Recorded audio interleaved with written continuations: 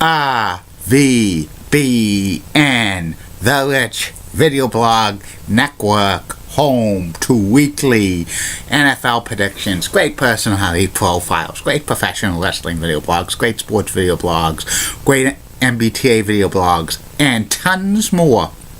Collection of my work going back to June of 2014 is on various social media websites. RVBN, the only video blog on the internet that matters. Time now 7:43 in the morning, Billerica, Massachusetts. Good morning, Facebook, YouTube, Twitter, and Google+. This is Rich again, back for your first video blog of the day. It's Monday, February 20th, 2017 in Billerica, Massachusetts.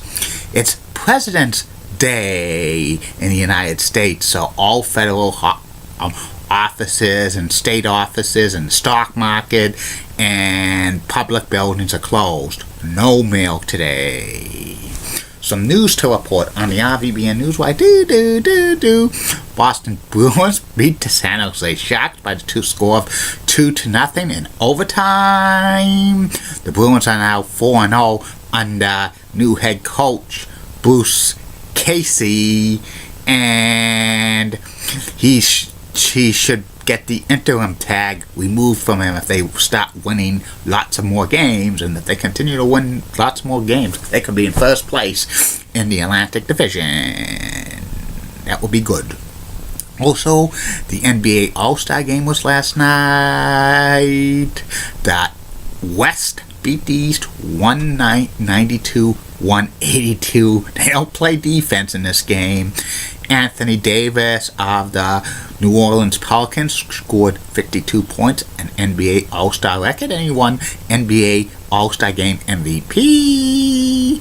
And the New Orleans Pelicans acquired Dwayne Cousins from the Sacramento Kings. So Anthony Davis is going to have a good player with him, and they could go to the playoffs. And that's about it on news from the RVBN Newswire. Be back in a flash with my first video blog subject of the day. Get out. You're so sweet, 'cause they're cute. The more the merrier. Go find something to do. This action will not be tolerated. BMHS. You got no chance in hell. I know. I'm doing good. Great quotes only on RVBN. Time now 7:45 in the morning. Angelo, gonna go to Market Basket today to scratch off millions of scratch tickets. He'll win nothing. I'm back. My first video blog subject of the day is my personality profile. Today's personality profile is about the late, great former professional wrestler / manager / promoter Tony Rumble, aka the Boston Bad Boy. Tony Rumble was an independent wrestler in the 80s and 90s who was famous for having the Boston Bad Boy gimmick.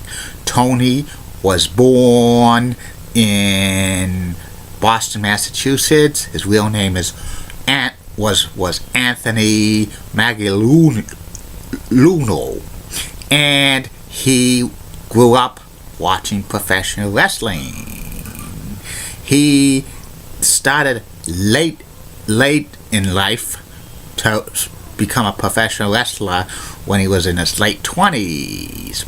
He made his professional wrestling debut in 1984 under the name Tony Rumble, and he wrestled in International Championship Wrestling, an outlaw promotion in the northeast part of the United States, Boston, Massachusetts, won by Angelo Savoli and his sons. And the first couple of years, he wrestled such wrestlers as Abdullah the Butcher, Bruiser Brody, the Tonga Kid, and superstar Billy Graham. International Championship Wrestling programs were seen on WNDS Channel 50 in Derry, New Hampshire every Saturday morning. that's a subject for another day. And Tony was most always would get like pinned. Was kind of a little bit of a jobber. Eventually, he wrestled under the mask called the Dungeon Master in the late 1980s, feuding with Mr. USA Tony Atlas.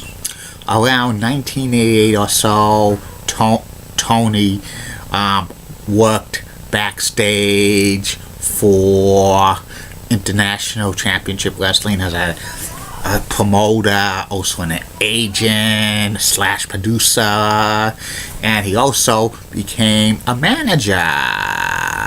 And he was a good talker. He managed such stars as The Undertaker, also known as Double Trouble, the Tasmanian Devil, and his former rival, Mr. USA Tony Atlas. And he had the Boston Bad Boy gimmick, Tony Rumble. He would interfere in matches. And also, Tony would have his own talk show segment on International Championship Wrestling, which was the hot seat. He would interview like ICW stars and international stars, and once in a while Bill Apter of the Apter magazine would appear on the hot seat. Those were pretty entertaining times because Tony was a great talker and a great performer.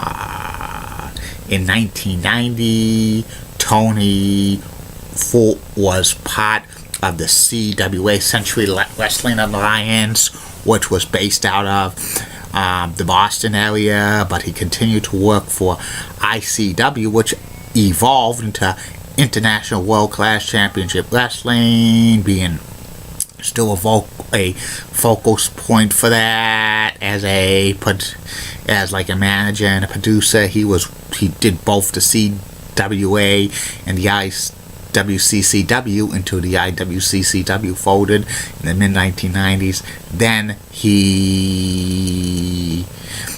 basically worked for the Century Wrestling Alliance as both wrestler and manager and promoter. He won a couple of CWA World Championships, and he wrestled both as a face and a heel.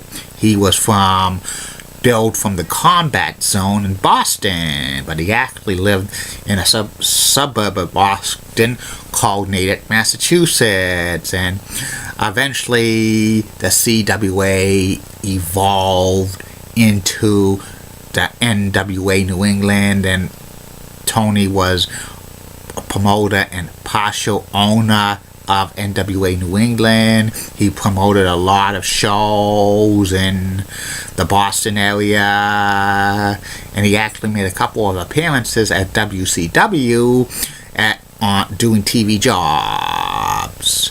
And Tony continued to work on promoting wrestling in New England until he passed away of a heart attack suddenly in November of 1999. He was only 43 years old, which was a very sad day in the wrestling business, especially in New England, because Tony was probably one of the top promoters of pro wrestling in New England, kind of an independent scene and an outlaw promotion scene. Tony had great talent. I'm very surprised he was not scooped up by WCW or WWE in the early 1990s, because he could have made one hell of a manager there, or even a color commentator.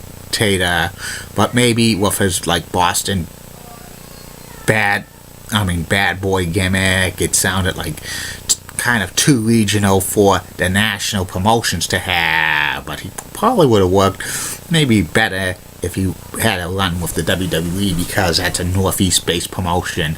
But in WCW, he probably would have had to get a gimmick change and stuff, because that would be too northern for WCW, which was a Southern promotion. But I've seen Tony Rumbold's work, and he was such a great entertainer and a good performer.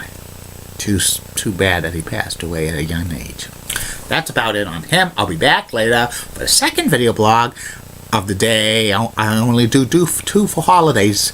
It will be about who I would vote for the Pro Basketball Hall of Fame if I had a vote. Keep calm, everybody. I'm a Julie Bonnet guy. Molly Rosebud of WCCOX and has nice legs. Elizabeth Atso, so stunning. She's the best. Amy Sweezy is awesome. Amy London Church of WPIX Channel 11, New York. Such a rocking cougar. Got the best legs in New York City. About non-popular years of ABC 11 has his tweet Southern accents. Best legs in Raleigh, North Carolina. Lisa Vaughn of Fox 26 meteorologist in Houston, Texas.